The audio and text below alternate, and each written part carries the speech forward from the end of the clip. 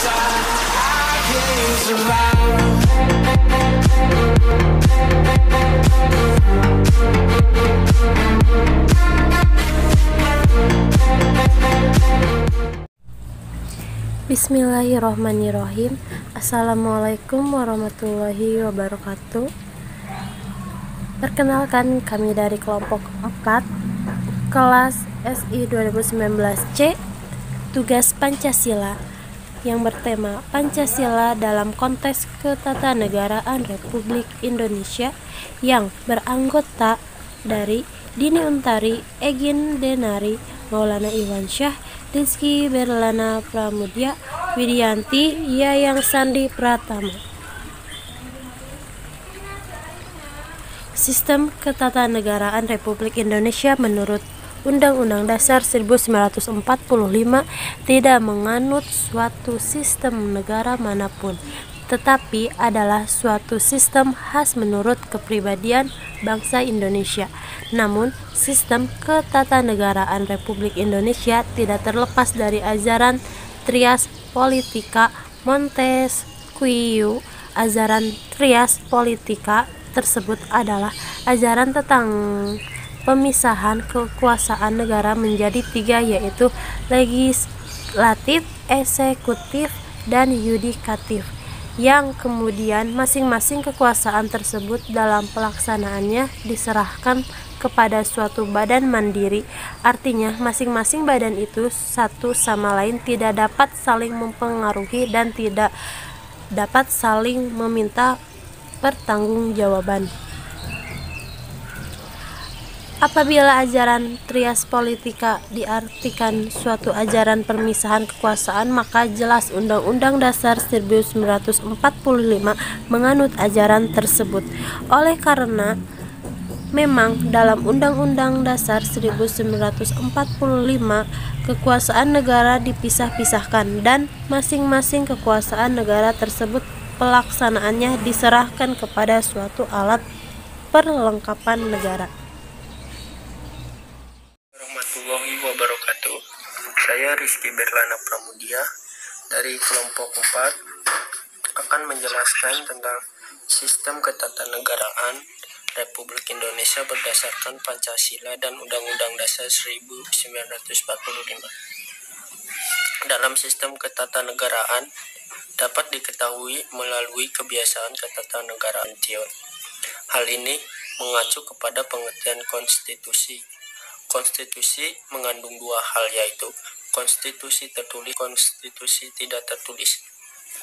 Untuk yang sistem konstitusi atau hukum dasar Republik Indonesia, selain tersusun dalam hukum dasar yang tertulis yaitu Undang-Undang Dasar 1945, juga mengakui hukum dasar yang tidak tertulis.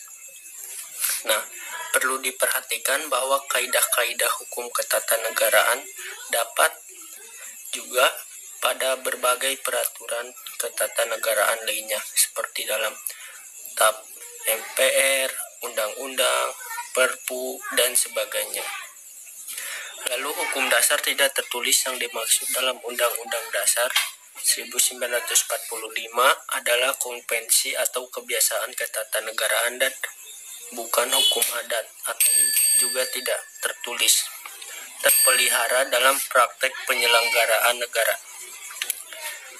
Untuk penjelasan sistem ketatanegaraan Republik Indonesia berdasarkan Pancasila dan Undang-Undang Dasar 1945, mungkin segitu saja yang dapat saya jelaskan.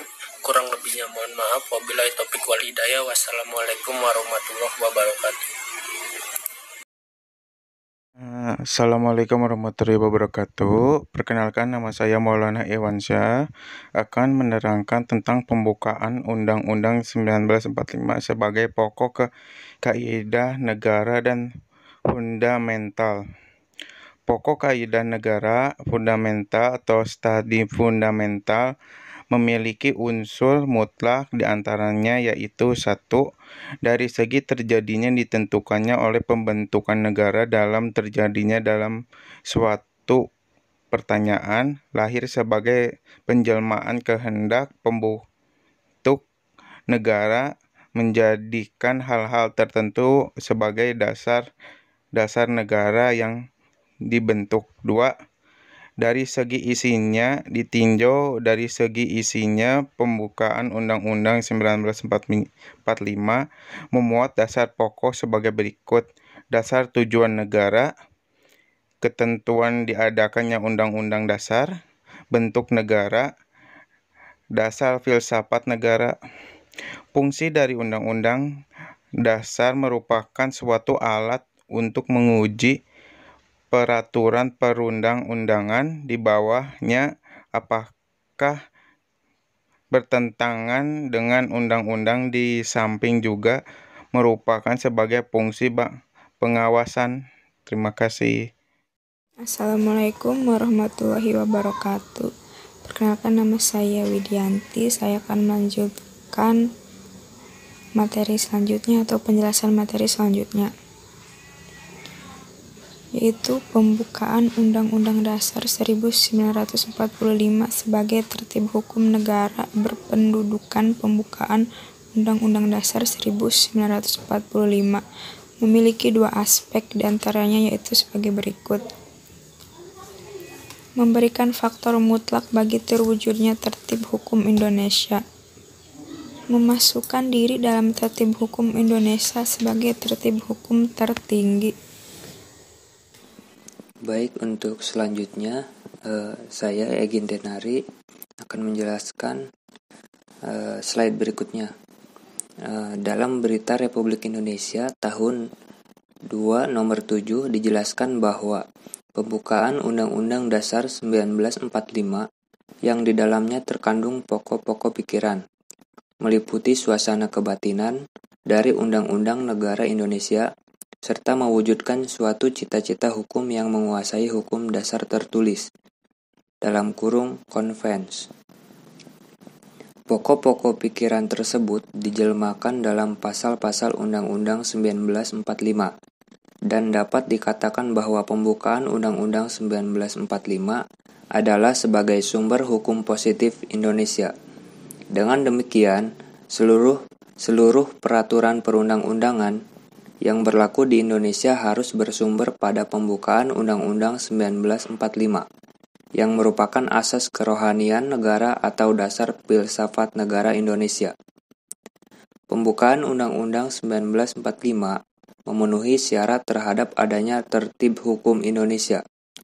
Dalam alinea keempat, pembukaan Undang-Undang 1945 termuat unsur-unsur yang menurut ilmu hukum disyaratkan bagi adanya suatu tertib hukum di Indonesia, dalam kurung Rechts Order atau Legal Order, yaitu suatu kebulatan dan keseluruhan peraturan-peraturan hukum.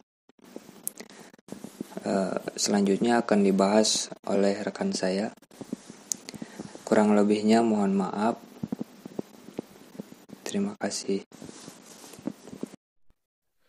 Baik, di sini saya Yang Sandi Pratama akan meneruskan materi dari kelompok 4 mengenai Pancasila dalam konteks ketatanegaraan Republik Indonesia. Yang terakhir mengenai kesimpulan. Pancasila sebagai sumber hukum dasar negara Republik Indonesia perlu dikaitkan dengan Undang-Undang Dasar 1945, khususnya pembukaan Undang-Undang Dasar 1945 yang mengandung 4 pokok pikiran yang intinya adalah Pancasila. Dengan kata lain, Pancasila merupakan pedoman, sumber maupun dasar hukum positif ataupun hukum yang diperlakukan kemudian. Pembukaan Undang-Undang 1945 memenuhi syarat terhadap adanya tertib hukum Indonesia. Dalam alinea keempat, pembukaan Undang-Undang Dasar 1945 termuat unsur-unsur yang menurut ilmu hukum diisyaratkan bagi adanya tertib hukum di Indonesia. Dalam tiap-tiap alinea, secara keseluruhan merupakan satu kesatuan yang logis sejak dari pernyataan yang bersifat umum dengan pembentukan negara Indonesia. Demikian presentasi dari kelompok 4 mengenai Pancasila dalam konteks ketatanegaraan Republik Indonesia.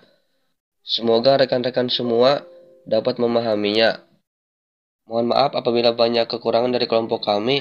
Ditutup. Wassalamualaikum warahmatullahi wabarakatuh. So say what